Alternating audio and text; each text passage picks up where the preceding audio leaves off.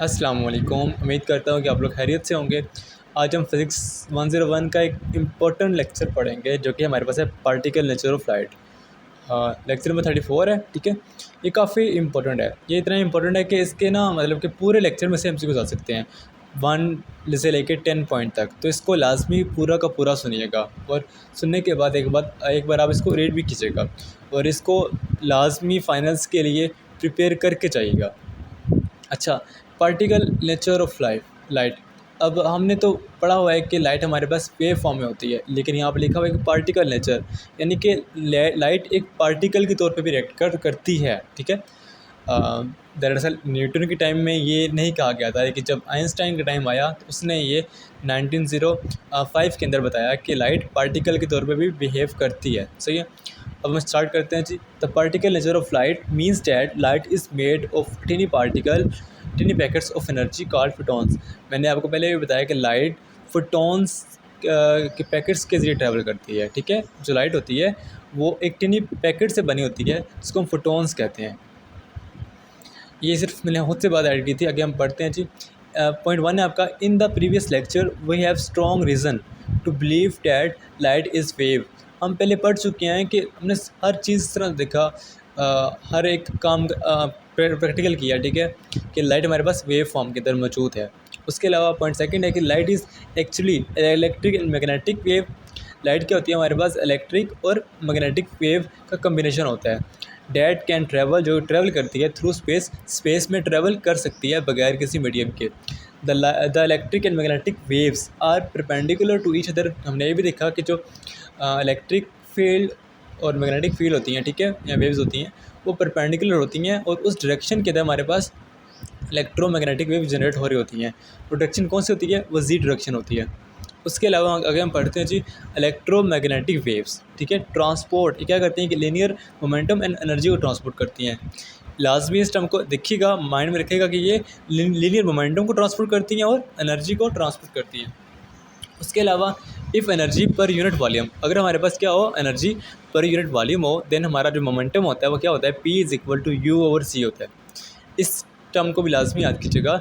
अगर हमारे पास एनर्जी जो है वो पर यूनिट वॉल्यूम हो तो हमारे पास मोमेंटम होता है वो U/C होता है। सही है। आगे अगर हम देखें तो वो इसमें कोई डिफरेंट बात नहीं लिखी गई, उसके रिलेटेड बताया गया है कि अगर हमारे पास वेव्स विथ लार्ज एम्पलीट्यूड, वो वेव्स इनका एम्पलीट्यूड क्या होता है, लार्ज होता है, कैरी मोर एनर्जी को ट्रांसपोर्ट करती हैं मोमेंटम, और मोमेंटम को ट्रांसपोर्ट करती हैं। यानी कि ऐसी वेव जिसका जो मोमेंटम है वो काफ़ी बड़ा होता है, ठीक है, वो एनर्जी और मोमेंटम को ज़्यादा ट्रांसपोर्ट करती हैं। अच्छा यहाँ पे आगे एग्जांपल है, ठीक है, for the sun's light on earth the momentum is small. कहता है कि जो सन की लाइट होती है वो अर्थ के ऊपर जो उसका मोमेंटम होता है वो कम होता है, as compare although it is very large close to our inside। कहता है कि एज़ कम्पेयर के सन के जो अंदर या सन के करीब जो होता है हमारे पास मोमेंटम वो काफ़ी ज़्यादा होता है, लेकिन अर्थ पे जो वेव्स आती है सन की वो काफ़ी कम होती हैं। अब देखो, अगर बात कर रहा हूँ, ये हमारे पास सन है और ये हमारे पास अर्थ है, ठीक है, सन से वेव निकलेगी, उसका एम्पलीट्यूड काफ़ी बड़ा होगा, लेकिन अर्थ तक पहुँचते उसका एम्पलीट्यूड छोटा हो चुका होगा, क्योंकि उसने एक डिस्टेंस ट्रैवल करना है, ठीक है, और एक अच्छा खासा डिस्टेंस है सन और अर्थ के दरमियान। आगे अगर हम देखें तो हमारे पास पॉइंट 4 आता है जी। Light consist of photon, light photons पर मुश्तमिल होती है। Each photon carries a quantum of energy, और हर फोटोन के पास एक क्वांटम एनर्जी की एक एनर्जी होती है, ठीक है, अपनी एनर्जी होती है। इसको हम आगे जाके पढ़ेंगे कि क्या होता है quantum. When light hit a material it can transfer energy to electron in the material. अब कहता है कि जैसे ही हमारे पास, ये हम क्या पढ़ रहे हैं, ये हम एक फिनोमेना होता है जिसे हम कहते हैं फोटो इलेक्ट्रिक इफेक्ट, और इस फिनोमेना के ज़रिए हमें चला था पता कि हमारे पास जो लाइट है वह एक पार्टिकल नेचर एक्ट करती है। अगर आपको 4-5 पॉइंट दिए हों और उसमें हो कि एक हो हमारे पास कि फ़ोटो इलेक्ट्रिक इफेक्ट, तो आपने उस पर टिक करना है कि इस फिनोमेना के ज़रिए हमें चलता है कि जो हमारी लाइट है वो एक पार्टिकल नेचर भी रखती है, ठीक है। ये हम उसको पढ़े, मैं हेडिंग देना भूल गया हूँ, इसके लिए माजरत। ये फ़ोटो इलेक्ट्रिक इफेक्ट के बारे में बात कर रहे हैं। पहले मैं बताता हूँ क्या होता है। देखो, जैसे हमारी एक लाइट है, वो अगर एक मटेरियल पे पड़ेगी तो उस मटेरियल से ना जो इलेक्ट्रॉन है वो एमिट होंगे, तो उसको हम कहते हैं जी, लाइट क्या हमारे पास एक पार्टिकल नेचर रखती है। और ये कब होगा, जब हमारे पास लाइट की एक थ्रेशोल्ड फ्रीक्वेंसी होगी, यानी कि खास फ्रीक्वेंसी होगी या ज़्यादा फ्रीक्वेंसी होगी। ये लो फ्रीक्वेंसी पे फोटो इलेक्ट्रिक इफेक्ट मतलब कि अमल नहीं करता। अब आप पढ़ते हैं जी, when light hits a material it can transfer energy to electron in the material if the energy of photon is sufficient. अब यहाँ बात की गई है कि if the energy of photons, यानी कि एनर्जी किसके डायरेक्ट रिलेशन में होती है, फ्रीक्वेंसी के। तो फ्रीक्वेंसी अगर हमारे पास सफिशेंट होगी then it can cause the electron to be eject from the material. तो तब हमारे हमारे जो उस मटेरियल से इलेक्ट्रॉन है वो एजेक्ट होंगे या फिर एमिट होंगे। कब होंगे, जब हमारे पास थ्रेशोल्ड फ्रीक्वेंसी होगी। थ्रेशोल्ड फ्रीक्वेंसी कौन सी होती है, कि एक खास फ्रीक्वेंसी, ठीक है। फ़ोटो इलेक्ट्रिक काफ़ी इंपॉर्टेंट है। ये एक ऐसा फिनोमेना है जिसके ज़रिए मतलब कि जब हमारी लाइट किसी मटेरियल पे पड़ती है तो उस मटेरियल के जो इलेक्ट्रॉन है वो एमिट होते हैं। वो एमिट कब होते हैं, जब उस लाइट की जो फ्रीक्वेंसी होती है वो हमारे पास सफिशिएंट हो या फिर थ्रेशोल्ड फ्रीक्वेंसी हो। कब हो, थ्रेशोल्ड। यहाँ पे एक आपका लफ्ज़ इस्तेमाल किया गया थ्रेशोल्ड, यानी कि एक खास फ्रीक्वेंसी। तो इसको भी लाजमी याद रखिएगा कि फ़ोटो इलेक्ट्रिक इफेक्ट में हम लोग थ्रेशोल्ड फ्रीक्वेंसी को यूज़ करते हैं इलेक्ट्रॉन को एमिट करने के लिए मटेरियल में से। आगे देखते हैं बच्चे, light needs to be of a high enough frequency. कहते हैं कि लाइट को ना हाई फ्रीक्वेंसी चाहिए होती है फोटो इलेक्ट्रिक इफेक्ट के लिए। जैसे कि ब्लू लाइट है हमारे पास, यहाँ अल्ट्रा वायलेट लाइट हम यूज़ करते हैं इलेक्ट्रो फोटो इलेक्ट्रिक इफेक्ट के ज़रिए। तो अगर इससे कम हो फ्रीक्वेंसी की लाइट, और जैसे रेड लाइट है, तो हमारे पास फ़ोटो इलेक्ट्रिक इफेक्ट का अमल नहीं कर पाती, यानी कि हम इससे नहीं कर पाते फ़ोटो इलेक्ट्रिक इफेक्ट, ठीक है। आगे देखें हमारे पास, तो आ जाता है जी, एक minute. Instant emission, when light hits a material electron are emitted. कहता है कि जैसे ही लाइट हमारे पास मटेरियल को हिट करती है तो वहाँ से हमारे पास इलेक्ट्रॉन एमिट करते हैं, ठीक है, राइट अवे उसी वक्त। यहाँ पे एक इम्पॉर्टेंट है कि इंस्टेंट एमिशन नहीं, कि फौरी तौर पे ना इलेक्ट्रॉन एमिट करते हैं, ठीक है। ये हमें कहा था आइंस्टाइन ने, ठीक है, न्यू फिजिक्स ने। क्लासिकल फिजिक्स जो थी हमारे पास, क्लासिकल कहते हैं कि ओल्ड फिजिक्स, ठीक है, आइंस्टाइन से पहले की फिजिक्स। इलेक्ट्रॉन कहता है इलेक्ट्रॉन निकलता तो है लेकिन कुछ वक्त के बाद निकलता है, एक टाइम ले के निकलता है। लेकिन आइंस्टाइन ने कहा नहीं, ऐसा नहीं होता, इलेक्ट्रॉन उसी वक्त एमिट कर जाता है जैसे ही फोटोन मटेरियल से टकराता है, ठीक है। ये लाजमी बात माइंड में रखिएगा कि इंस्टेंट एमिशन होती है, और क्लासिकल फिजिक्स ने इसको कहा था कि एक टाइम के बाद होती है। अब हम बढ़ते हैं बच्चे अपनी फोटो इलेक्ट्रिक पजल के बारे में, यानी कि फोटो इलेक्ट्रिक इफेक्ट भी कह सकते हैं।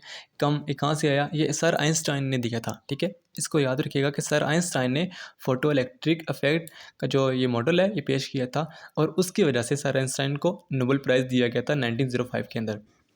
सही है। ये भी क्वेश्चन आता है कि आइंस्टाइन को नोबेल प्राइज़ कब मिला, सर आइंस्टाइन को, तो उसको 1905 मिला था। किसकी बिना पर मिला, फोटो इलेक्ट्रिक इफेक्ट की वजह से मिला था, ठीक है। आगे देखें तो Einstein proposed light striking the surface was actually made of little packets। अच्छा, कहा उसने क्या कहा है कि जो लाइट है वो स्ट्राइक करती है किसके साथ, सरफेस के साथ, जो कि हमारे पास बने होते हैं लिटिल पैकेट्स, ठीक है। लाइट, अब बात कर रहा है लाइट की, कि लाइट हमारे पास क्वांटा की बनी होती है, ठीक है। अगर उसको हम प्लूरल में पढ़ें, अगर हम सिंगल पढ़े तो हम कहते हैं क्वांटम, सही है। ईच क्वांटम हैज़ एनर्जी, हर एक क्वांटम की एक खास एनर्जी होती है, यानी कि हर हर फोटोन की एक आप अपनी एनर्जी होती है जो कि हमारे पास इक्वल होती है, is equal to h v, ठीक है। अब यहाँ पे एच क्या है, एच हमारे पास प्लांक्स कांस्टेंट है, इसकी वैल्यू हमारे पास 6.626 मल्टीप्लाई 10⁻⁻⁴ जूल सेकेंड है। काफ़ी इंपॉर्टेंट है कि यहाँ पर एच क्या है, एच हमारे पास प्लांक्स कांस्टेंट होता है, इसकी वैल्यू हमारे पास ये होती है। वैल्यू लाजमी याद करनी है, ये बहुत इंपॉर्टेंट वैल्यू है, ठीक है।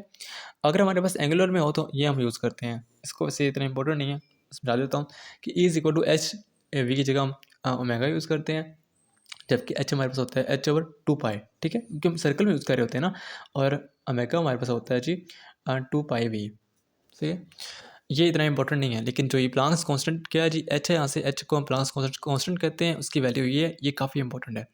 आगे हम देखें तो microwave, radio wave and TV waves या x ray ETC are all photons, ये सब फोटोन्स होती हैं but of very different frequency, लेकिन इनकी फ्रीक्वेंसी डिफरेंट होती है, ठीक है। क्योंकि ये सारे फोटोन्स होते हैं लेकिन इनकी जो फ्रीक्वेंसी है वो डिफरेंट होती है। अब ऐसा क्यों होता है जी, क्योंकि प्लांक्स कांस्टेंट जो होता है वो देखो 34, मतलब कि बहुत ही स्मॉल वैल्यू है, बहुत स्मॉल वैल्यू है। कि very small value number so energy of each photons is very small. तो फोटोन्स की जो एनर्जी होती है वो बहुत ही कम होती है, चाहे वो अल्ट्रा वायलेट ही क्यों ना हो या एक्सरे क्यों ना हो, क्योंकि प्लांक्स कांस्टेंट की वैल्यू कितनी है 34 -34। अब आप देखते हैं जी how many photons do we see, हम कितने फोटोन्स देख सकते हैं। तो एक एक दोपहर का दिन जो सनी डे होता है, ठीक है, आउटडोर बाहर हम 10⁻15, ठीक है, फोटोन्स पर सेकेंड हम देख सकते हैं। क्लियर।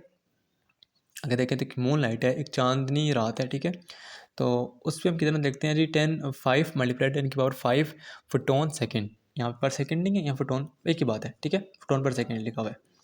अब देखते हैं जी मूनलेस नाइट, ऐसी नाइट जिसमें चांद ना हो, ठीक है, तो यहाँ पर स्टेरी स्काई नाइट हो, उसमें हम देख सकते हैं 10⁻8 फोटोन पर सेकेंड। इसी तरह एक light from dimmer skate next eye जो स्टार्ट होता है, उसको हम देखते हैं जी, वो होती है हमारे पास 1000 फोटोन पर सेकेंड। ये कुछ इंपॉर्टेंट है, मतलब कि इसमें से कोई ना कोई पूछ सकता है, वो जो मोस्ट इंपॉर्टेंट है वो ये पहले 3 है कि 3 में से कोई ना कोई एक आ जाता है। मैंने प्रीवियस चेक किया था, वाकई उनमें से कोई ना 3 आया होता। अब देखते हैं जी फोटोन्स रिलीज। अब ये जो टॉपिक है यहाँ तक ये काफ़ी इंपॉर्टेंट है, कह लो कि मैं कहता हूँ कि शायद इनमें से कोई पक्का आएगा। अब इसमें है क्या, कहता है कि फोटोन जो है वो रिलीज़ कब होता है और फोटोन ऑब्जॉर्व कब होता है, ये वो बात कर रहे हैं। तो photon release when a electron, ठीक है, drop from a state with higher energy level to lower energy level. अब ये क्या बात कर रहे हैं, ये मैं देखो, पहले हम लोग एटम के बारे में पढ़ते हैं। एटम क्या होता है कि एटम के मिड में न्यूक्लियस होता है, उसमें प्रोटॉन और न्यूट्रॉन होते हैं, और उसके इर्द गिर्द इलेक्ट्रॉन घूम रहे होते हैं, लेकिन वो रैंडम घूम नहीं रहे होते, वो एक स्पेसिफिक एनर्जी लेवल में घूम रहे होते हैं, ठीक है। इलेक्ट्रॉन न्यूक्लियस के गिर्द एटम के अंदर मूव कर रहे होते हैं, न्यूक्लियस के राउंड, ठीक है, लेकिन वो एक स्पेसिफिक एनर्जी लेवल में मूव कर रहे होते हैं। अच्छा, आप पढ़ते हैं जी।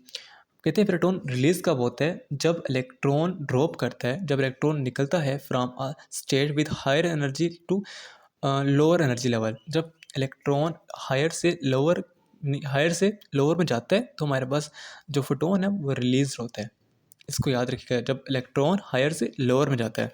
इस तरह जब हमारे पास फोटोन ऑब्जॉर्व कब होता है, जब क्या कहते हैं कि एक लोअर एनर्जी लेवल से एक हायर एनर्जी लेवल में इलेक्ट्रॉन मूव करता है, ठीक है। आगे हम इसकी एग्जांपल देखते हैं, एग्जांपल कह रहा हूँ सॉरी, डायग्राम बना के, ठीक है, मैंने बनाई तो थी, आपको समझ भी आ जाएगी इंशाल्लाह। देखो, ये मैंने एक आम सा मॉडल बनाया एटम का, ये इसका न्यूक्लियस है और ये इसका एक पहला एनर्जी लेवल है जिसको हम कहते हैं जी लोअर एनर्जी लेवल, और ये इसका एक हायर एनर्जी लेवल है। मैंने सिर्फ समझाने के लिए किया है, ऐसा रियलिटी में होता होगा लेकिन डिफरेंट तरह, ठीक है। अगर हमारे पास इलेक्ट्रॉन हायर से लोअर में आए तो क्या होता है, हमारे पास एमिशन, यानी कि इलेक्ट्रॉन निकल जाता है, रिमूव हो जाता है, ठीक है। ये हमारे पास लोअर एनर्जी लेवल है, ये हमारे पास हायर एनर्जी लेवल है। जब इलेक्ट्रॉन हायर से लोअर में आता है तो हमारे पास एक फोटोन रिलीज हो जाता है, निकल जाता है, एमिट हो जाता है, वो विजिबल फोटोन होता है, उसको हम देख सकते हैं। आगे देखें तो मतलब हमें चलता है पता, विजिबल एटम के लेवल पर हम देख नहीं सकते, मतलब माइक्रो वगैरह में हम देख सकते हैं, माइक्रोस्कोप वगैरह में। इसी तरह अब यहाँ पर अगर हम लोअर से कोई हायर में आता है तो हमारे पास एक फोटोन ऑब्जॉर्व होता है, ठीक है। समझा कि ना, जब एक फोटोन लोअर एनर्जी लेवल से हायर में जंप करता है, ड्रॉप करता है, दरअसल जंप करता होता है, तो क्या होता है जी, हमारे पास जो फोटोन है वो अब्जॉर्व होता है। क्लियर हो गया, उम्मीद है कि क्लियर हो गया होगा, मुझे यकीन तो है।